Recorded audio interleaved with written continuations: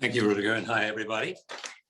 Yes, so my topic is not going to be the celebrated or hyped distinction between blood revenge and civilized justice, but in a way, the opposite, that is the disturbing continuities and echoes between the two, using the Eumenides really just as a kind of jumping off point for an exercise in legal theory rather than in a textual exegesis, as Glenn just showed us so skillfully. So the simplest and in a way the crudest idea in this incredible work, which I'm really thankful for Susan and others getting us to reread it and rethink it, is the way the revenge drama written by the avenger, because it's important that an avenger is a dramaturg. And the reason it's so easy to write a revenge drama is because it's already dramatic. Where the story of how a revenge drama gives way to a courtroom drama written by the state or the polis.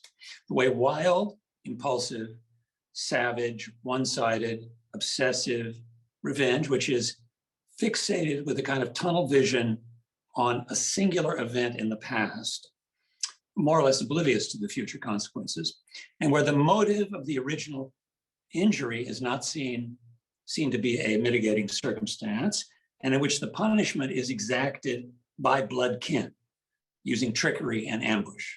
And in some cases, not in these cases, but it can also be, revenge can be exacted against the relative of the perpetrator, of course, as in the Trojan War. How this idea, so this is again, we're at the crude ideological stage here, can be not replaced, but more or less harnessed and rechanneled into civilized, impartial, and that's of course, as Rudiger's already said, I'm going to be coming back to the ideological nature of this claim to impartiality. Neutral, rational justice focused on future consequences, administered by the city, by a established court with fair procedures in public, where the accused motives matter, where mitigating circumstances can be taken into account, and where the accused has a chance to answer their accusers. So this simple dichotomy or antinomy is the basis of the still current legal principle that a murder, unlike a tort, which is an injury to an individual for which the individual deserves compensation, a murder is a crime against the community or the state, not against a specific group, and certainly not against a group defined by consanguinity. So contrary, this is a kind of an important marginal point, but contrary to the sophomoric idea that in what we can call today a liberal order, the public is, contrary to the idea that the public is swallowed by the private in a liberal order, here we have a clear case of the private being swallowed or displaced by the public. Self-help is forbidden. Members of the offended kin group cannot remedy their feelings of helplessness and restore their sense of agency by setting themselves up as judge, jury, and executioner. This is just a kind of a side point, but there's a passage in Grotius, which I love, where he says, judges should never imitate the Hebrew God, or God, Christian God, because God takes pleasure in punishment, and a judge should never do that. And it reminds you of Clytemnestra's, that imagery of the rain on the flower, the blood of Agamemnon being like rain on a flower, or the Furies also one time say that blood is laughter in their hearts. So the pleasure of punishment is renounced in a civilized, legal, criminal justice system, or should be. So vengeance is mine. This again is the ideology that Glenn was discussing. Vengeance is mine, saith the polis, but without the sensuous pleasure felt by a monotheistic God. And that's dishonoring the family, that is taking away the means by which a family restores its honor by in person avenging the wrong against a kinsman, in order to, and I'm not sure if Glenn was denying this, I'm not quite sure, in order to cauterize the endless cycles of vendetta producing vendetta and solving the challenge to any social order of mimetic violence. So the legal, this is kind of fascinating, really. Legal procedures should be organized in a way that when the judge, in such a way that when the judge sentences a convicted murderer, let's say to death, the family of the convicted murderer doesn't try to murder the judge. And of course, that does happen. And in fact, it's quite fascinating that there's there's a taboo against publicizing the murder of judges because it destroys the mise en scène of the liberal legal order. Anyway, but the story of a rupture or clean break between an archaic revenge ethic and civilized criminal justice, which is a story that all civilized societies like to tell about themselves. I recommend the first chapter of probably the greatest English book on law, which is Common Law by Oliver Wendell Holmes. It's all about this. It's this story of how we've extricated ourselves from a revenge ethic. And you reward yourself for being so civilized because you're not like that anymore. This is a kind of liberal ideology. Nor it's not, that story is not accurate. And it's also not the story told in the Eumenides, as we've heard, because the Furies are in some way incorporated into the city, they're domesticated. It's surely true, but the fear they inspire, some version of it is needed without the poison, without the sterilizing of the land. It's needed in order to incentivize law-abiding behavior. But much more interesting than the continuity of fear is the idea that criminal justice, like revenge, aims at a state. That is, there's a wonderful, Orestes says this, Clytemnestra, it'll be on your own head, an attempt to, you avenge yourself, but the target of your vengeance must know that you're doing it because of something they did. And Montaigne has I found this beautiful quote of his: as the avenger will look on to enjoy the pleasure of his revenge, so the person on whom he takes revenge should be a spectator too, to be afflicted and to repent. So this is very much, criminal justice is also organized that way. So the one being punished, suffering the punishment, has to know that the punishment is inflicted purposely in response to the perpetrator's own action, and therefore a justification is necessary. So even though revenge is wild, there is an element here of addressing the mental state of the person on whom you're inflicting your revenge, and that is a continuity.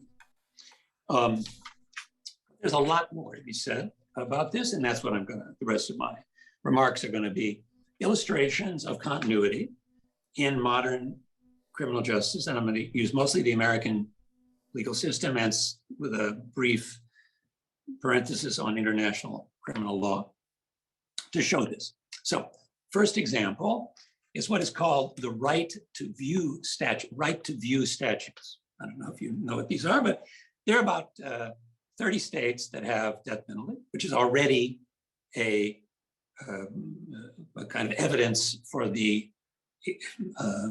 power of revenge ethic in a modern, if you can call America a modern society. It certainly is that.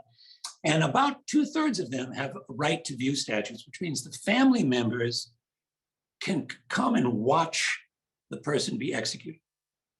So there's a sense that there's that something they can taste. You know, revenge is sweeter than honey, said Homer, or said someone in Homer. And that is as if it was a part of the criminal, and which means that in a sense, there's a renunciation of the idea that it's only the state involved in the punishment. Second, and I want to say more about this in a minute, victim impact statements, where at the sentencing phase of a trial, the victims of the crime, certainly the family of the murderer, in this case, would be able to explain the harm caused to them, and that would affect the degree of severity of the punishment inflicted by the judge. So that's also an echo. Third, there is evidence, pretty good evidence, that in American trials, the more heinous the crime, the less evidence the jury needs to convict. which is because someone has to pay. So this is a paradox. You would think the more heinous the crime, it's the worst crime. You have to have higher evidentiary standards, and that is in theory, should be true, but it isn't empirically true. Then that's the third point. Fourth, these are just examples which are trying to suggest something, and I will get finally to my theoretical conclusion through these examples. The fourth example is the law of attempt. The law of attempt is quite a fascinating field, which is where you try to commit a crime, well, let's say a murder, but through some accident, you slip on a banana peel. You're about to shoot somebody and you slip, gun goes off, you don't kill the person. Now, in legal doctrine, the kind of punishment deserved for this act should be the same. I mean, from the point of view of most theories of punishment. But it's not the same. It's much less. And there are various reasons for this, but the main reason, I would argue, is that no one is dead. And therefore, the kin group has no emotional need to avenge its injured honor or group feeling.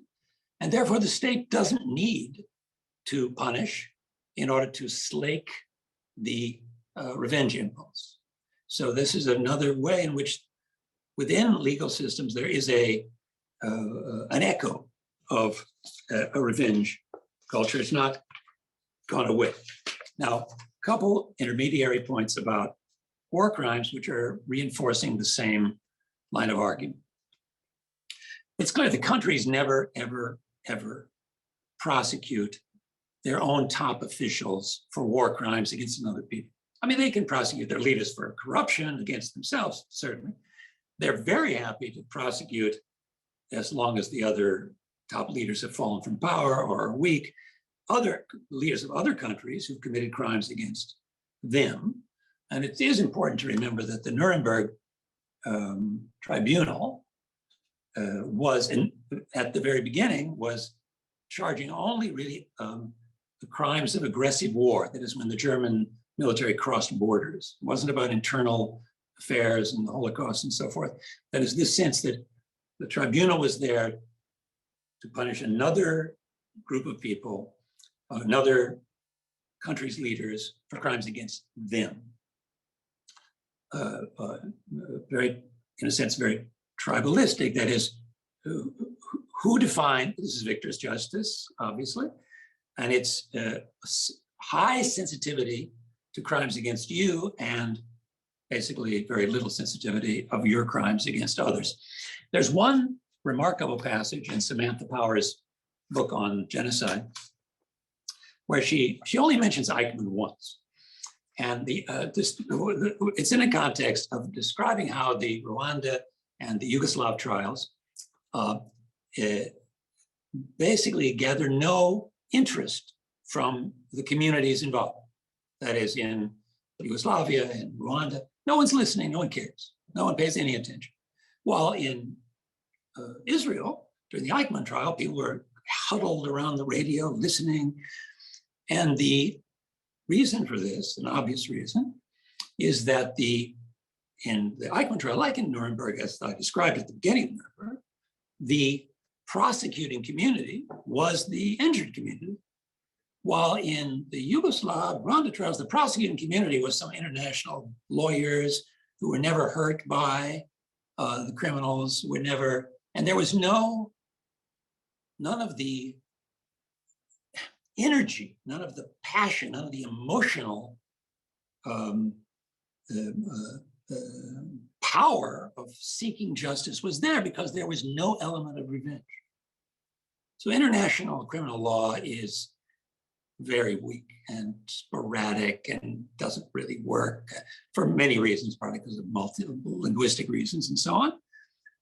International lawyers like to talk about it, but in fact, I would say, a pathetic, because it misses the fact that a criminal trial is a theatrical performance in a society, which in a society where judges of the trial have to live in the society afterward, all of those things which you know.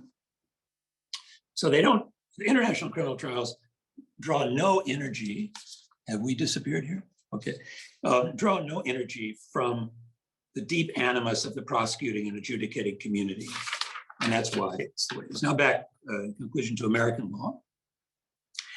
I take the debate between Apollo and the Furies about the, Glenn mentioned this, but about the relative evil of killing a husband versus killing a mother to convey in sort of as generalized the idea that murder should be punished more harshly or more leniently, depending on who is murdered and who is murdered. That is, like, it's a person of one status or another status. And in fact, in the US, it is clearly true that murders committed up the social ladder are punished much more harshly than murders down the social ladder. It's also true with, let's say, a white cop and a black teenager. If a black teenager killed a white cop, that would have a very harsh punishment meted out.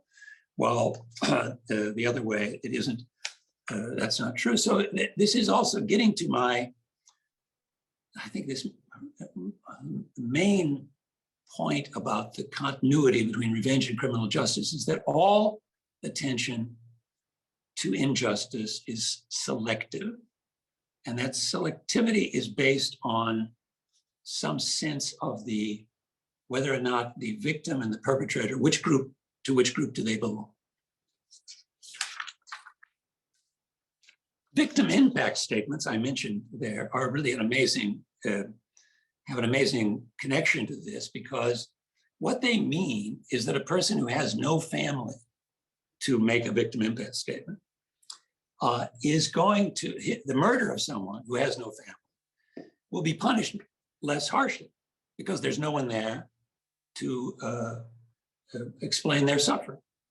And you can also say this for just the, if you murder someone who has a very articulate family, you're going to get a harsher punishment. So that's like a very strong selectivity, which has to do with the kin group of the victim.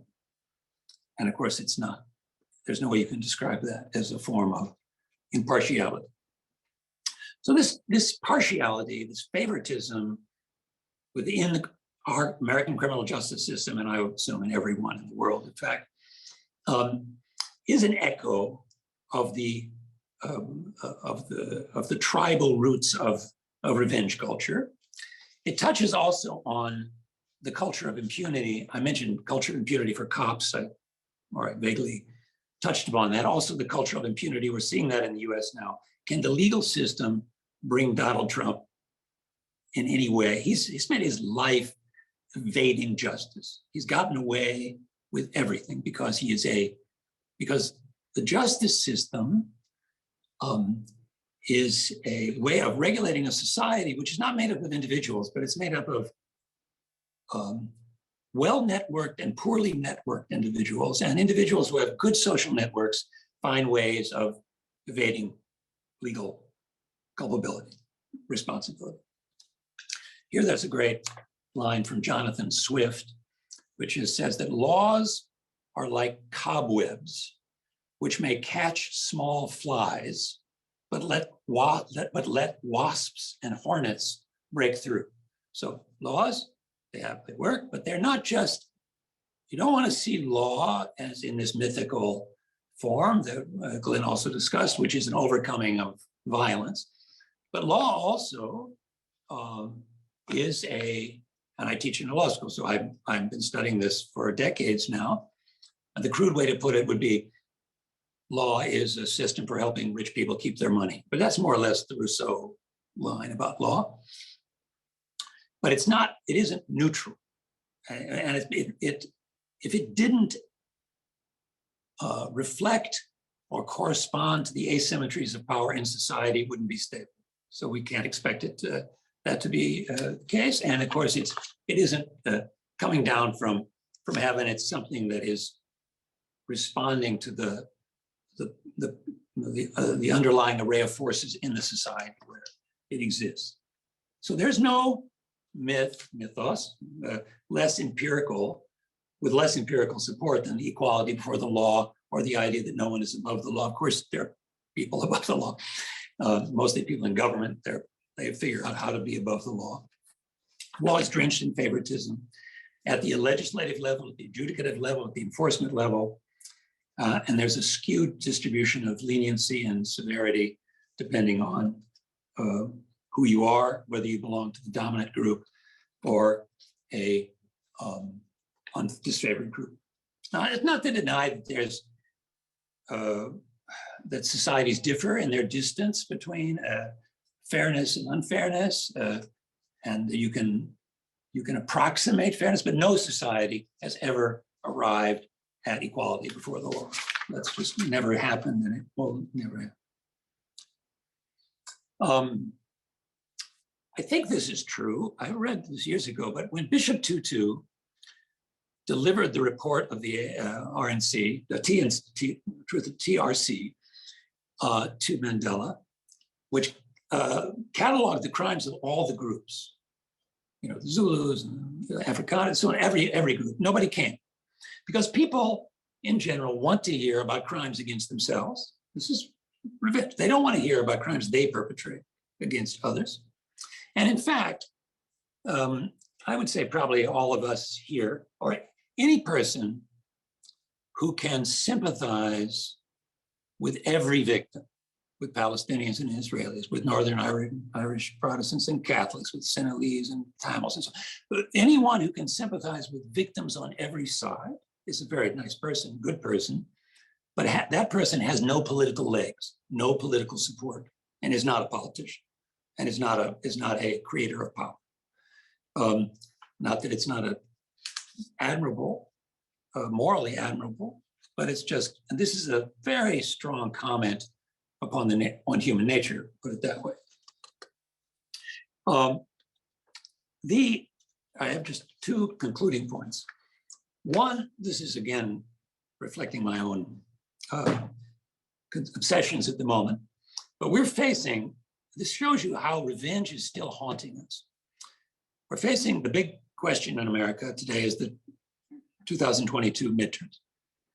And it's very easy to imagine that in October 2022, a white cop, some dumb white cop, will shoot an unarmed Black teenager driving a car because he has his headlight is out or something, kill him.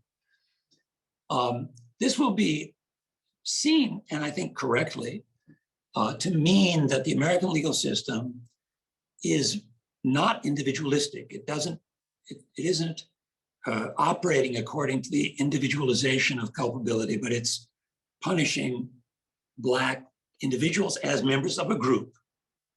And the response will be a violent, vengeful riot, which will burn down maybe only a police station, but maybe a neighborhood. And the consequence of that is that the suburbs will vote Republican. This is my nightmare, at least. And this shows you how fragile our democratic order is, that it's so easy to destroy it with just some dumb cop shooting some kid for no reason, which we know happens. Okay, I'm going to end on a last point, which is kind of a question also to Glenn and the others too. Because it's not an exception to what I'm saying, but there is one condition under which some kind of equality before the law or more wider distribution of rights occurs, and that is war. We know Cold War Civil Rights is a beautiful book called Cold War Civil Rights, how civil rights movement was pushed by the American State Department as an anti-Soviet, part of anti-Soviet propaganda, and also the Vietnam War, where Blacks and whites were fighting together. War does create an incentive for treating every member of the community fairly. And the line, which I haven't heard mentioned yet, neither by Carrie nor by Glenn, is where Athena speaks to the Furies. And she says something like, let our wars rage abroad with all their force to satisfy our powerful lust for fame. But as the bird that fights at home, I curse on civil war. So the idea is these inner conflicts need to be, or that revenge within the society should be just not abolished, but turned outward. that is, aufgehoben. They should be sublimated, because the passion, the desire for, well, it could be vengeance, as in the war that turned Troy into a city of the dead, can be rechanneled. And since in American history, Americans are almost always at war. So I feel like this is also hasn't really created equality before the law, but it might be that without it, things like the Fair Housing Act, which was passed during the Vietnam War, would not have happened. Okay, so those are my points. Yeah, thank you, Stephen.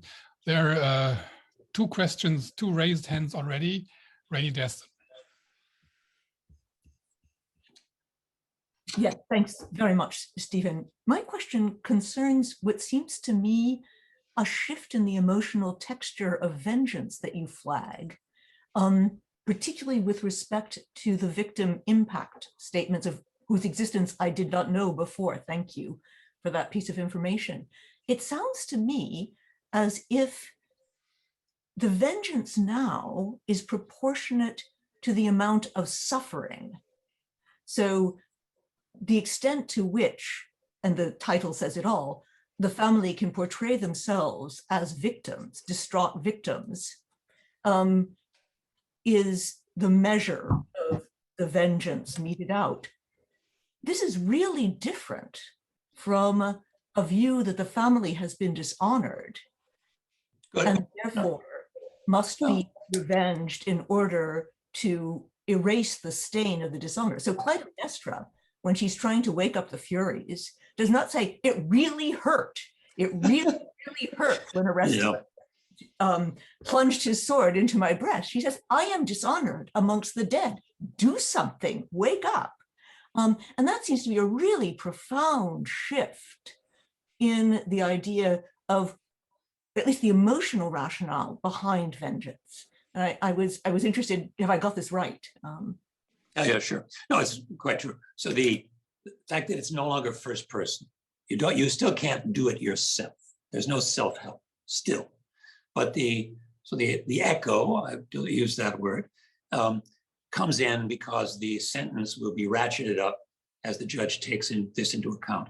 And of course, it's very unfair and unprincipled, since a person who has no family can be murdered with less severe consequences. But I do want to mention something here, which in a way is a comment on your question last night to Carrie about Hamlet.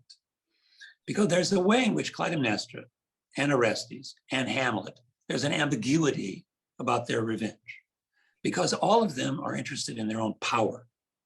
I mean, is Hamlet, is he upset that his father was murdered or that Claudius stole his throne? And this is the same, so it's about power too.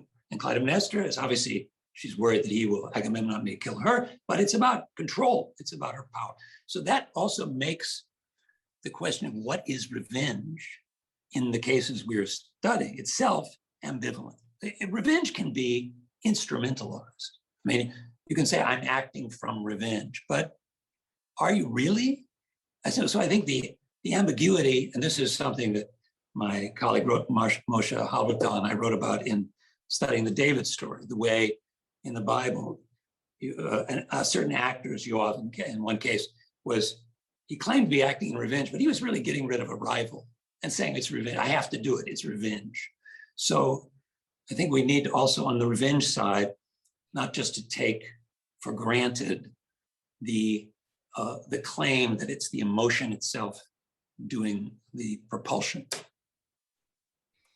course, Gertrude is the really asymmetric figure here, unlike Clytemnestra. Yeah, sure. She's Sure. hardly striving. But the cases in literature, where Glenn would know this, the cases in literature where you really get into the bedroom of the royal family, there are few. So that's really such a dramatic thing in having a sense of what's happening in this place. So yeah, sure. Gertrude doesn't enjoy blood splattering in her face or whatever. That is like such an amazing passage about the I'm being fertilized by his blood squirting on me, or something, whatever she says. So we have 4 more questions. Susan, please. Yeah, Stephen, like every good talk, yours raised a lot of questions, but I'm going to confine myself to 2. One is quite close, I think, to Rainey's. I think I certainly know about victim impact statements because I followed the trial of George Floyd's murderer. But I wonder, first of all, what the legal justification is, how both victim impact statements and the right to watch, witness, whatever you said it was called, yeah, right. Right to view. Right to view, yeah. How the law justifies those 2 so-called rights. And my second question is quite different. It's about international law, which I know is very tricky, but what would you say to a West German, and there were many who said so, that the Nuremberg trials were victor's justice? So how does law justify these things? You know, I don't think you're intentionally assuming this, but it sounds like you're making a distinction between law and politics, which doesn't exist. That is, if the political system, you know, Ronnie Dworkin, my deceased colleague, used to talk as if law came down from heaven and just like imposed itself on a world without any political support in society. And that doesn't happen. These are just political lobbying. This is political lobbying. And of course, homicide and the death penalty, as we know from the German case too, if a society is very sensitive to public opinion, at a moment when there is an atrocious murder happening, there will be support for this kind of, or for the death penalty. So these right to view laws, it's a kind of in my sense, it's a part of the social barbarism that's a residue in the society, and only in certain states where there's, certain states. So I don't think law is, you can't define a legal doctrine which is based on fairness would not tolerate this. And I think viewing the execution, that's just, I don't know, to me, I find that just a horrendous thing, but it's not because it doesn't come out of law. Now, was Nuremberg victor's justice? Yeah, I mean, remember that, and this is actually such a great point that my former teacher, Judith Sklar, liked to make in her book on legalism. And she says the Nuremberg trials really created the German legal culture and its devotion to Rechtsstaat principles.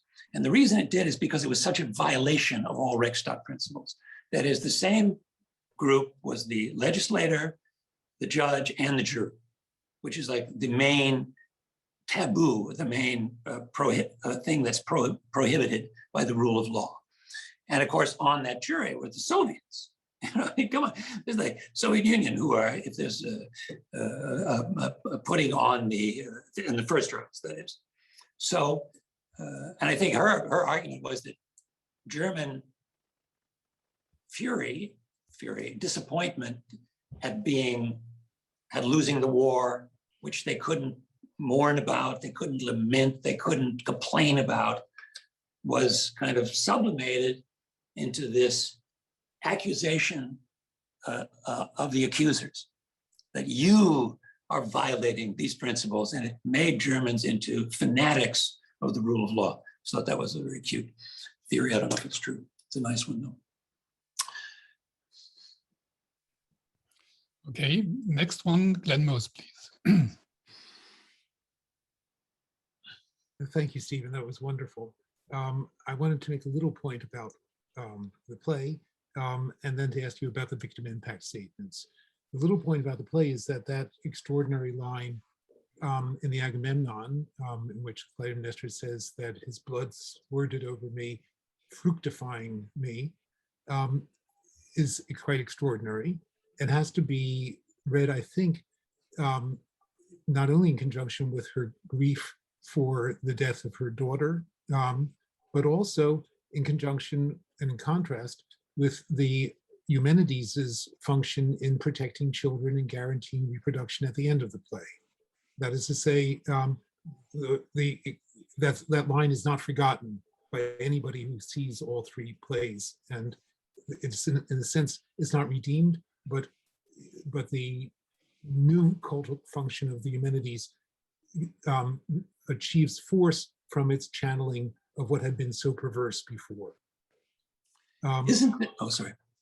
No, if you want to say Just, I something. mean, just isn't there also, isn't the justification for Artemis forcing Agamemnon to kill Iphigenia that an eagle attacked a pregnant rabbit or something like this, and the pregnant rabbit, and then there's the Trojan horse was pregnant with Greek, so there's something about pregnancy and fertility there.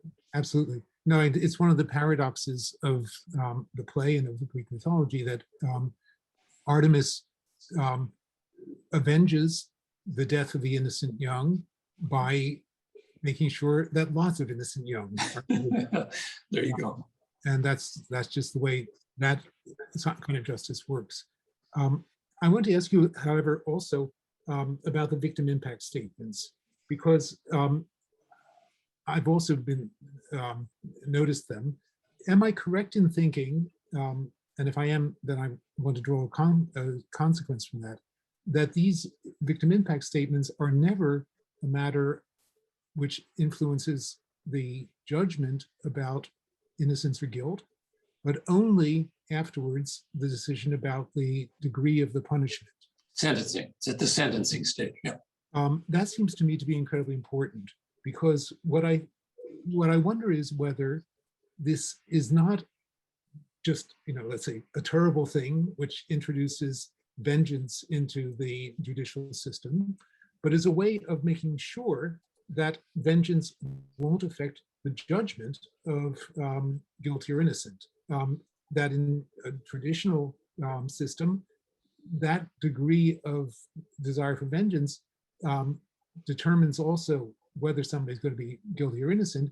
And there are pressures for that in America, so that having it in this phase is a way of influencing the judgment itself and protecting it from desire for vengeance. And Sure. so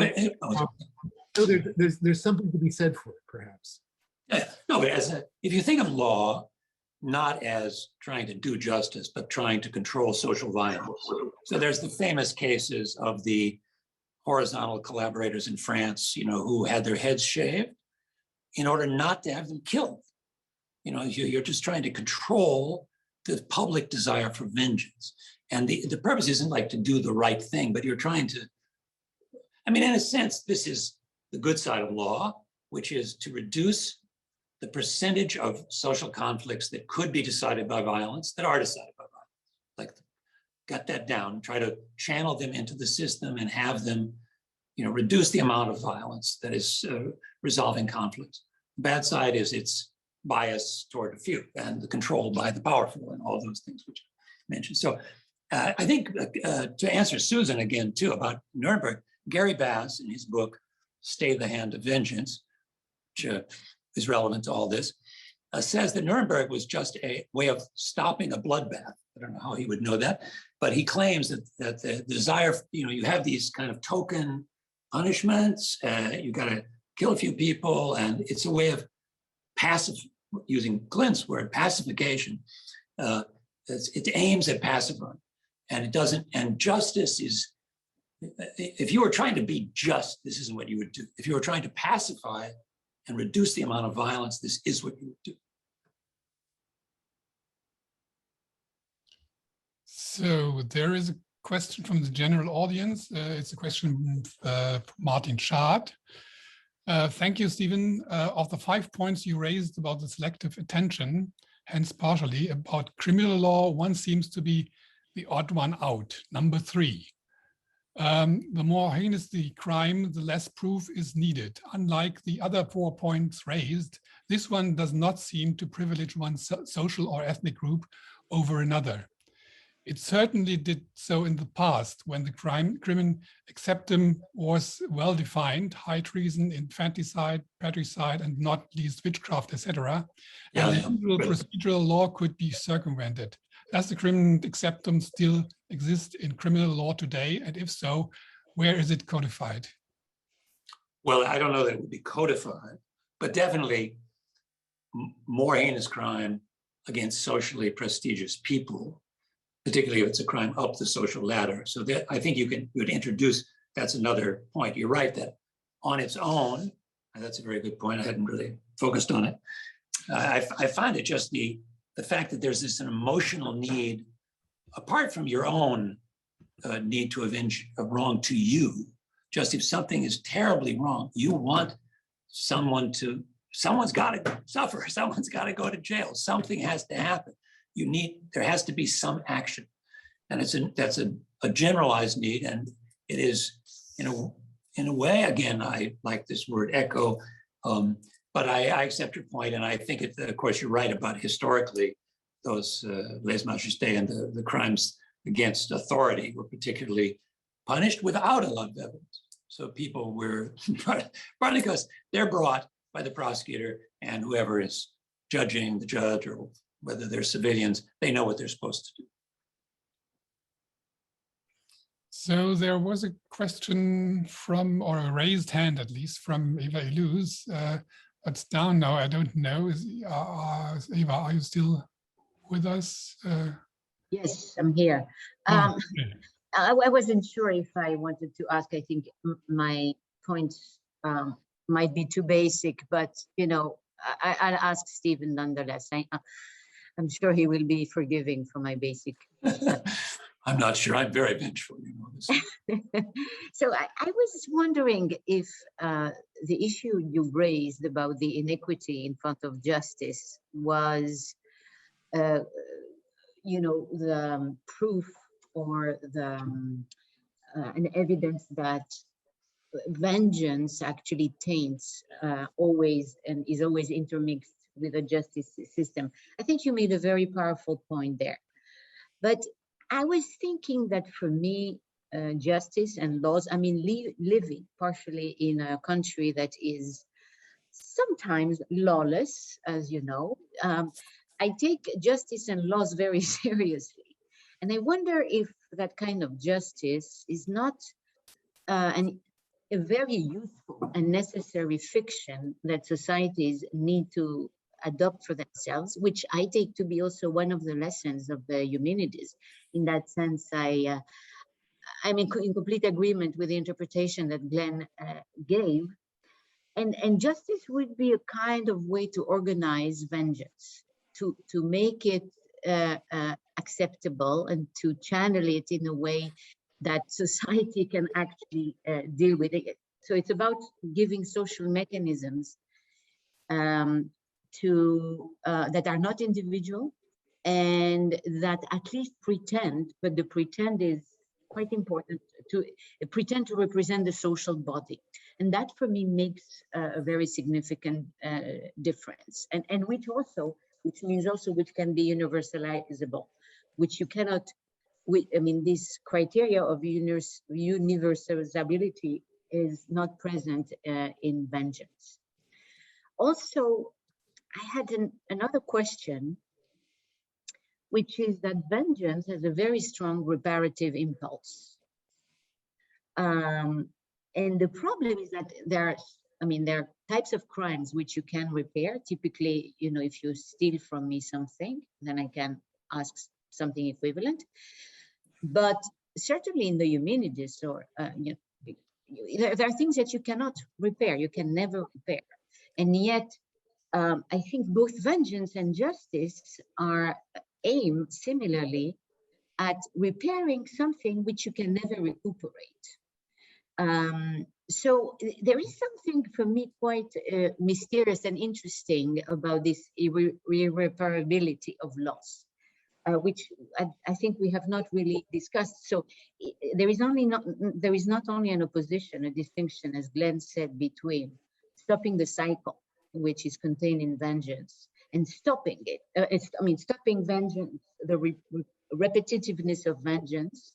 But there is also something about the irreparability of loss. And I ask this question because you aimed to understand the psychology of it. So I was wondering just about that. Tort law is very different from the law that has to do with murder, and yet we do as if they were the same in a sense. And just a last remark, very short.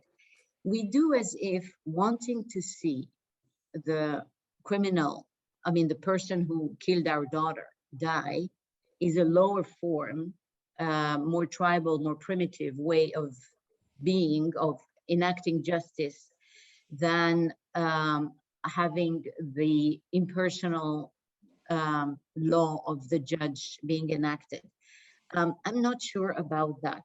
I'm not sure. I wanted you to reflect on this implicit hierarchy that you are making between two forms of reparative impulses. Great, and as usual, wonderful points. When you say the country you live in, I assume you mean Israel, not France.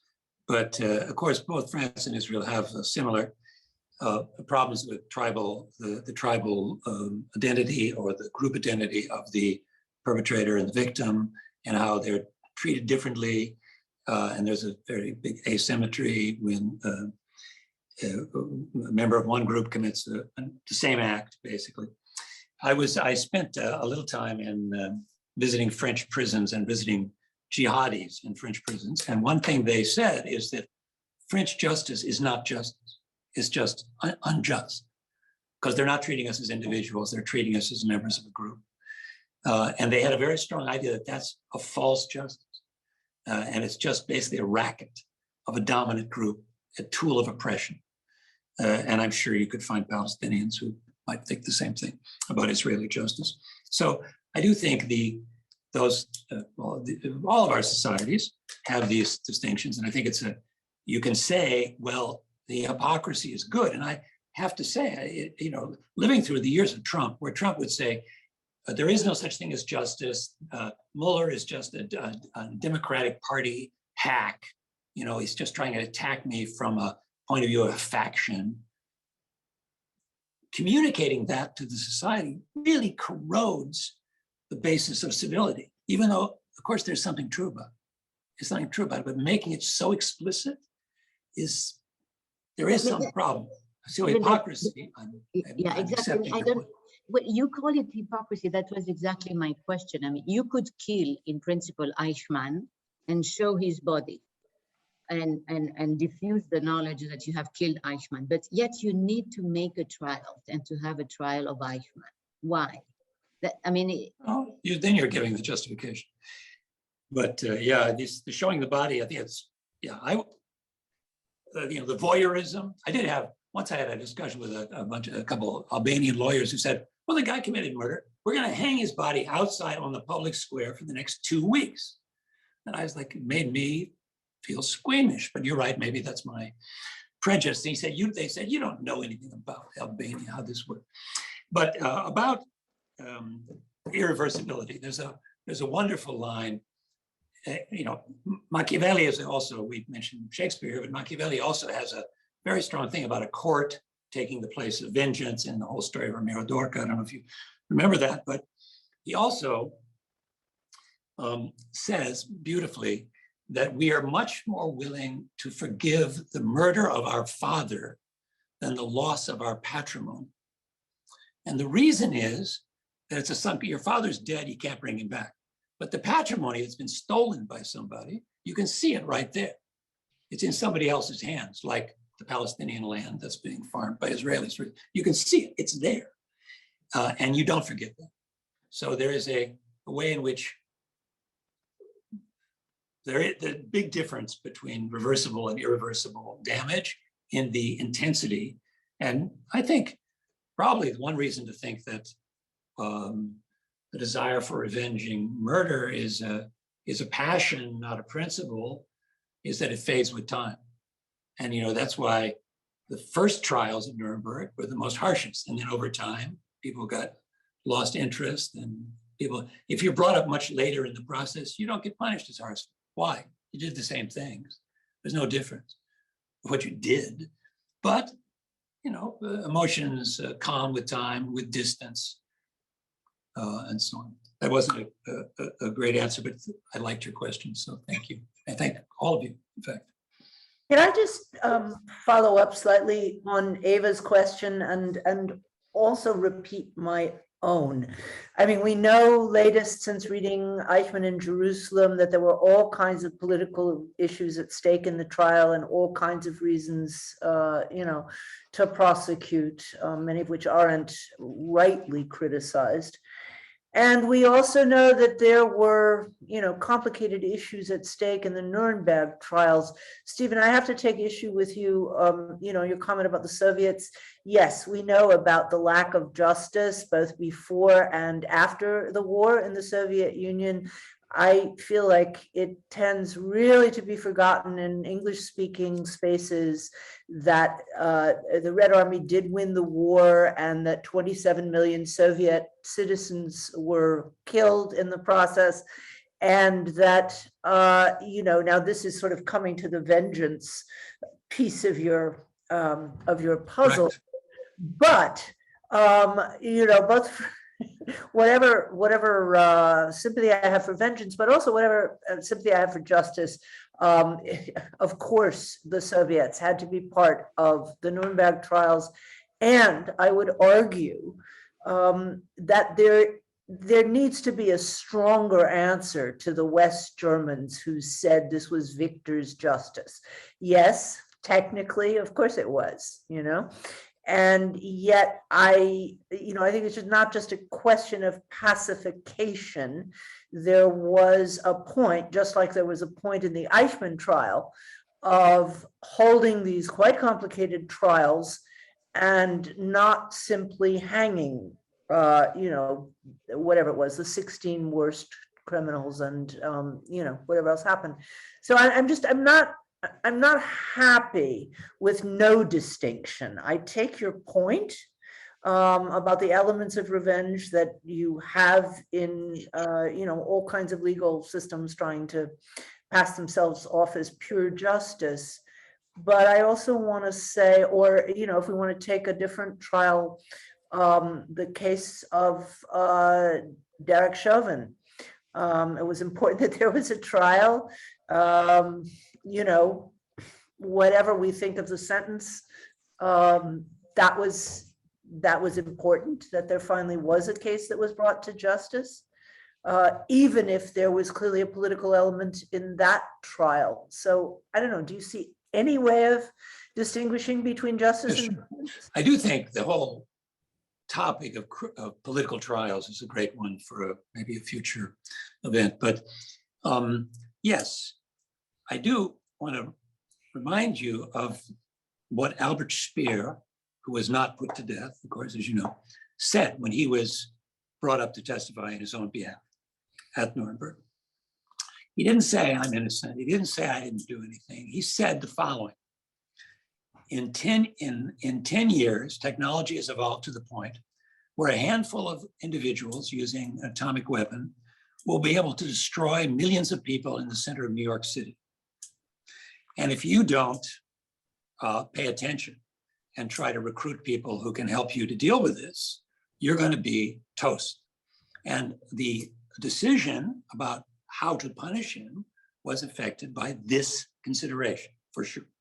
So I'm not saying that there was no justice at Nuremberg, but I am saying that there were a lot of other factors. When what's his face, Oscar Robert, what's his name? Taylor. No, not Taylor. The guy who Jackson. When Justice Jackson said at Nuremberg, reason triumphed over power, whatever he said. This is not true. I mean, it's okay. I mean, there's an element of it, but it's very self-flattering. And we just had, someone made the kind of crude joke about Rumsfeld, that war criminal found dead and so on. I don't know who said that. Was kind of funny. But I was quoting The Rumsfeld, Nation. Cheney and Rumsfeld, they committed war crimes. They had total impunity because, you know why? Because nobody conquered their country. The reason there wasn't Nuremberg trial is because Germany lost. So that was power. I mean, you can say it's justice, but it's justice it didn't exist without the power of conquest. So you can't just, say out of itself, justice doesn't do these things. So that also influenced the way the trial was structured, who they chose, why they chose them, why some were convicted, some were not. And I don't think you can reduce all of those decisions to reason or justice. I mean, it's relevant. So I'm not disagreeing with you. I'm just putting an emphasis on another side. And maybe I'm just pretty sour about law right now because of the way Trump is escaping. He seems to, maybe not, we can pray that he doesn't, but it just feels like law can't do anything about this terrible person. So maybe I'm like, Rudiger said I would be emotional, so maybe that's, Well, there's a commenter by Eva again. Eva. I just wanted to follow up on Susan. Actually, for me, there is a wonderful novel that raises all the issues you've raised, Stephen, which is Michel Kohlhaas. And in that novel, you really see how it's impossible to extricate vengeance from justice. And that's why I think it's so interesting. But I think it does suggest, the novel does suggest in the end, that maybe the reason why you want to make a distinction, so this is why I follow up on Susan, is because in vengeance, and Michel Kohlhaas exemplifies this, you're willing to go to the end. You're willing to even kill yourself only to have your two horses brought back. So the disproportionality is so blatant in the novel that you really see how psychologically vengeance works. And justice is simply, I would say, really wants to take out that psychological aspect of vengeance and introduce an element of proportionality which does not exist in vengeance. There's a good example of this disproportionality because I'm in Italy now, and I've experienced this before. So someone cuts in front of you in a traffic, you'll go out of your way at 3 or 4 miles just to cut in front of them. So just for no reason, you had an appointment, you missed your appointment, but just in order to retaliate. So yes, I think it's a strong human impulse. Wonderful, thank you. It's 4 o'clock. I think we should take 5 minutes, a 5-minute break, and then continue with the next talk by Lorraine Daston, Unnatural Crimes and Artificial Justice. Thank you all of you.